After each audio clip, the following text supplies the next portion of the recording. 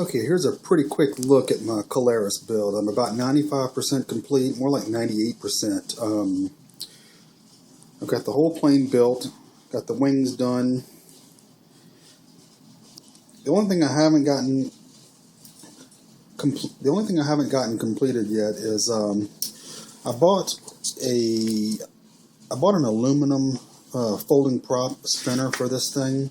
It requires a 55 millimeter spinner. I could not find a 55 millimeter, but I got about a 50 millimeter, maybe 52. I'm not sure. I think it was 2-inch. It was almost perfect size, a little bit smaller than I would like, but the problem is that it was so out of balance. I put it on there, and when I spun it up, the whole plane vibrated. So I can't use that.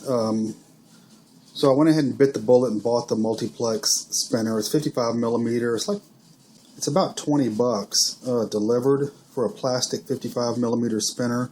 I like the aluminum ones better, but I can't find one, so I'll just go with the plastic. I had to do a couple of modifications on some things that I really didn't like about this plane. Other than these little few modifications, it's a beautiful glider. It's really large. I guess the 102-inch wingspan. Between 8 and 9 feet, I guess that is. But anyway, the first thing is the wing joiners have a special little way to mount the servo connections so that when you snap the wings in, it makes up the connection. And when I first saw that, I didn't like it at all, so I didn't use it. Basically what it is you have the two females and they glue in to a little plastic piece right here, and the two male ends are in the wings, and when you snap them together, they mate up.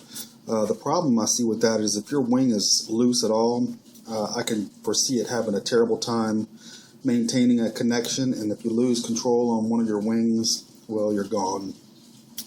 So what I did instead is the same kind of technique that I used on my Easy Star and my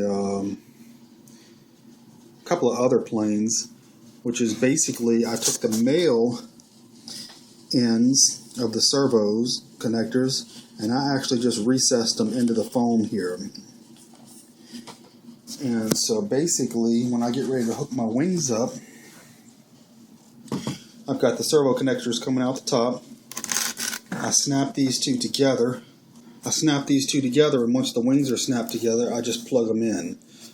It's going to be, it's not quite as aerodynamic, but I don't think I'm going to have any problem with those little bits of wire. I could actually just put a piece of tape or something over them, but I think it'll be fine.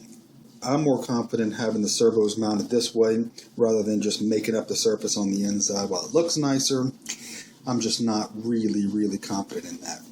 So with that, I guess I got my hatch here.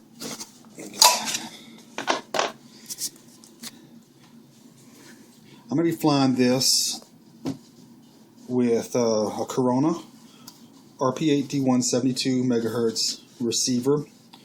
Starting off, I've got Tower Pro MG90 Metal Gear servos for the elevator and the rudder. Now they seem to work fine, but I'm not crazy about the sound they make. They're very noisy servos, so I don't know how long those are going to stay in there. Maybe not incredibly long. We'll see how long it takes before it aggravates me. Now I got my receiver in here. I still need to put my speed controller in. And we'll be ready to fly here pretty soon. Now I'm going to start this off just line of sight flying. I'm not going to be flying any FPV with it until I get confident and comfortable with the plane. And then I'll go FPV on it. I've got it set up. I've got the motor I've got in there is a little bit lighter than what they recommend, and I've got all of the tail weight installed, which I should have about a 30 or 40 gram difference there. So I'm going to need to add some weight in the front, and that's going to account for my camera gear and whatnot. Another thing I thought was pretty cool is this is a full flying tail on this plane, and I didn't realize that when I first bought it, but I kind of like that. I like the that you can trim the angle of incidence on the tail itself. A couple of my scratch builds that I did had a full flying tail in them, and it was much nicer because I didn't have to worry about the angle of incidence between the wing and the tail. I could adjust that on the fly.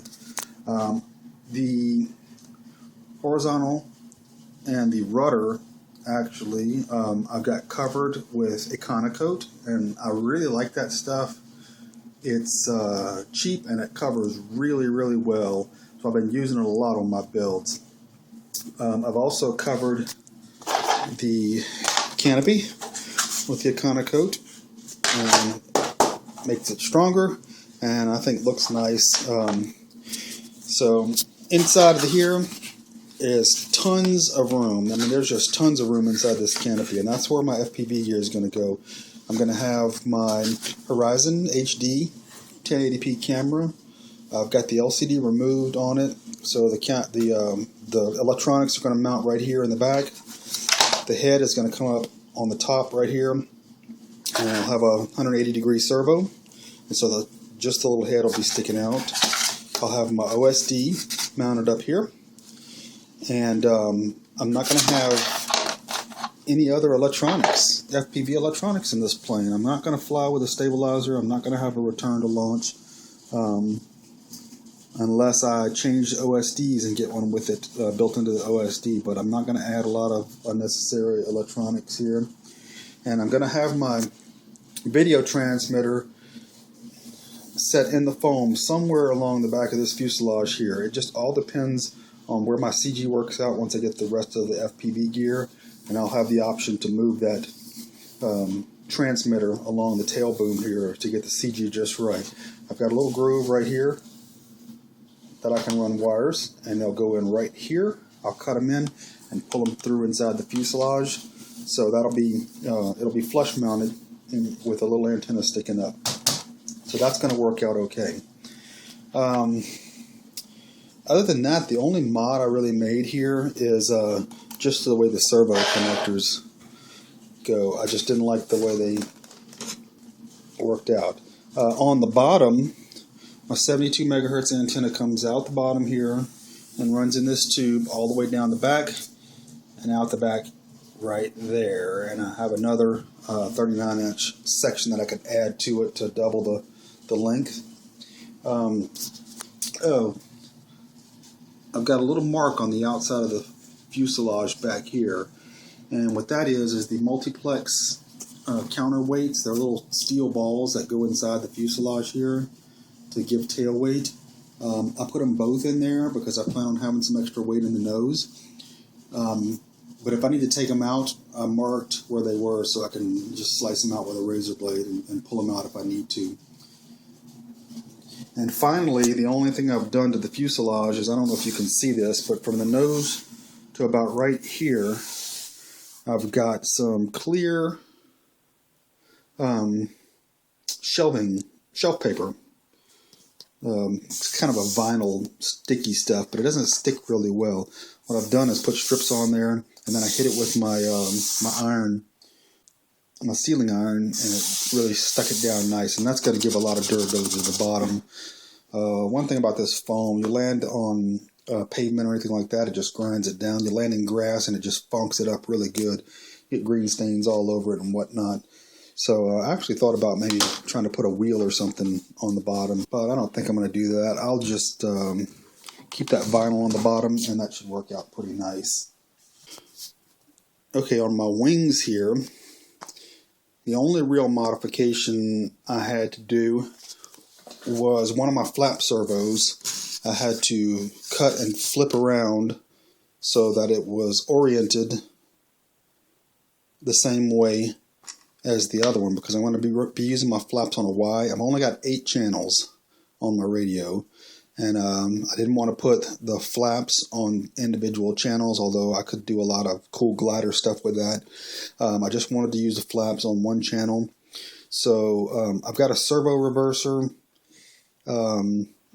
but it didn't seem to work out quite right. So basically I just flipped one of the servos around. Both the servos are going to be oriented the same direction. I flipped the flap channel and they'll both go the same way. Put the flaps down instead of one going one way, one going the other.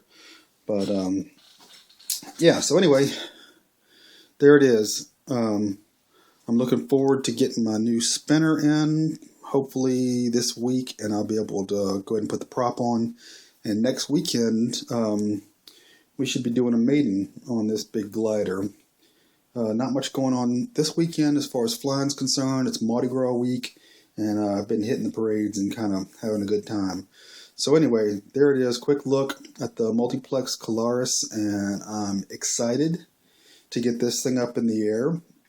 One of the things I'm excited about is I understand it flies really well in a decent stiff wind, which I don't have any planes that fly well in the wind right now, so it'll give me an opportunity to get out to the field when it's very windy and hopefully have a little fun. And then after that, it'll be a long endurance FPV plane. So anyway, stay tuned and you'll see the maiden of this pretty soon. Hopefully it will be a successful maiden, and then FPV after that. Thanks.